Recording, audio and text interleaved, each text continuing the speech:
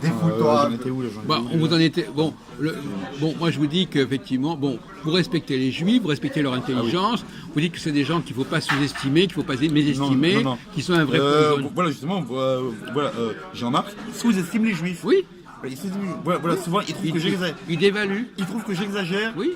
La prégnance. Moi personnellement, je préfère les antisémites qui sont antisémites et qui à la même temps reconnaissent la puissance juive que des antisémites qui dénigrent les juifs. Ça Ça compte pas. quoi alors? Ça je comprends pas. Mais si, ils leur reprochent d'utiliser leur intelligence de façon perverse.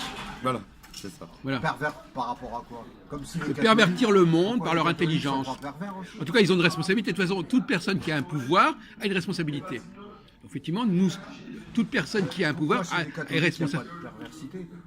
Quand je vois les Non, mais quelqu'un qui est nul, il a pas. Même quelqu'un qui est méchant. Vous savez, il y a l'expression en français bête et méchant. Si vous êtes méchant mais bête, vous êtes insignifiant. Si vous êtes méchant mais intelligent, ça devient plus sérieux. Est-ce que tu parles pas de la pédophilie chez les prêtres?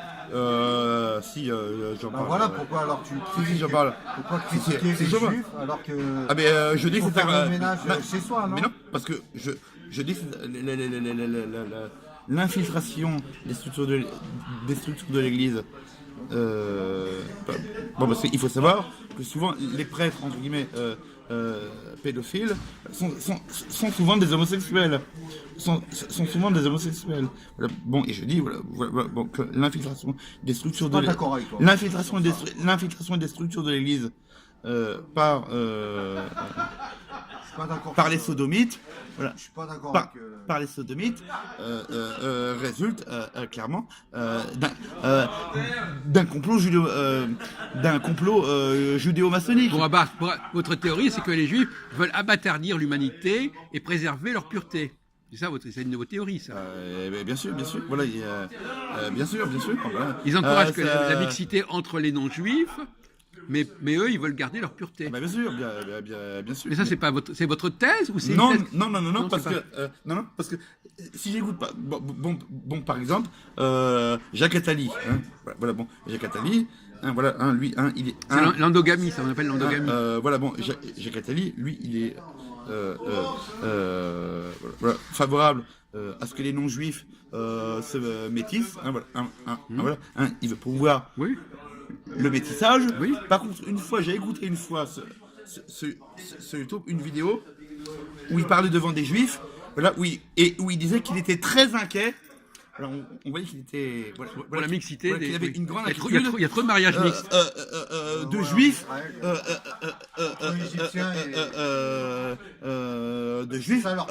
de juifs qui se marient avec des non-juifs. C'est un grand souci, ça. Et c'était un gros souci. Il était très inquiet. Il n'y a pas que lui. Il était très inquiet. Il y a des statistiques de mariage mixte, effectivement. Voilà. Mais à mon avis, ça dépend de ce qu'on appelle un mariage mixte. Excusez-moi de vous interrompre, mais un mariage mixte, ça ne veut pas dire grand-chose. Parce que si un juif, d'abord, est-ce que c'est un mariage, est-ce que c'est l'homme ou la femme qui est juif? C'est pas pareil du tout. Oui. Si c'est l'homme qui est juif, il peut épouser n'importe quelle femme, ça n'a aucune importance, il va faire un juif. Par contre, si c'est la femme qui est juive, elle ne va pas transmettre le judaïsme à son enfant. C'est la responsabilité de la mère. Oui, mais moi je pense le contraire. Ah oui, vous pensez le contraire. Non, la mère, elle est rien du tout. Regardez dans la Bible. La plupart des femmes ne sont même pas juives dans la Bible. Hein? Regardez les femmes. Jacob, par exemple. Les enfants, les 12 fils de Jacob. Les mères des 12 fils de Jacob, ce sont des esclaves, ce sont des servantes, qui ne sont pas juives. Mais ça n'empêche pas les enfants d'être juifs. Oui, les 12 tribus. Ils sont plutôt judéo-chrétiens. Non, mais ce n'est pas la question. Judéo-chrétien. La question, c'est que Jacob, Rachel, d'abord, elle était stérile, déjà. Elle était stérile. Donc, il a pris une servante. Quand Abraham, Ismaël, pourquoi est-ce qu'Ismaël, il est né d'une femme qui n'était pas juive? Parce que sa femme, Sarah, à ce moment-là, elle était stérile. Après, miraculeusement, elle est redevenue productive, c'est qu'elle a fait Isaac. Mais donc, effectivement, ça n'a aucune importance. Même la mère de David, elle n'était même pas juive. Les femmes ne comptent pas. Les femmes ne comptent pas. Donc, je répète, mariage mixte, il faut distinguer. Quand c'est un homme juif qui épouse une femme non juive, ça n'a aucune importance. L'enfant est juif. Quand c'est une femme juive qui épouse un non-juif, l'enfant n'est pas juif. Et moi, je trouve que c'était une contre-vérité de dire le contraire. Et une personne qui, par exemple, qui se convertit et qui a des enfants, est-ce qu'ils sont juifs? La conversion, pour moi, c'est du pipeau. Hein. Bon. On ne devient pas juif Bon, parce qu'on se convertit. Quand je pourrais reprendre... Sous l'ancienne alliance, peut-être, mais dans la nouvelle alliance, si on n'est pas juif, on ne transmet pas la C'est judaïté. par le sang, alors. Oui.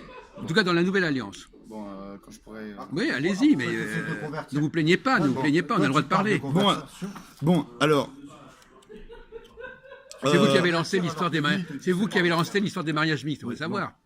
Bon, ça y est, je peux en... Oui. Non, parce que, bon, comme il Non, peut pas s'empêcher d'intervenir... non, mais il dit rien de très Moi, je grave. te disais, toi, Non, mais- tu non, veux mais- les convertir alors Bon, que lui, voyez, il bon, dit c'est là, par le sang. Pourquoi tu me... Il intervient intempestivement, Non. là. Non, non, Tu non, réponds pas à ma question. non, mais Non, mais... Toi, tu m'as dit, tu veux les convertir. Mais lui, il te dit c'est par le sang. Alors pourquoi essayer de les mais convertir? oui, c'est ça. Ah, oui, il a raison.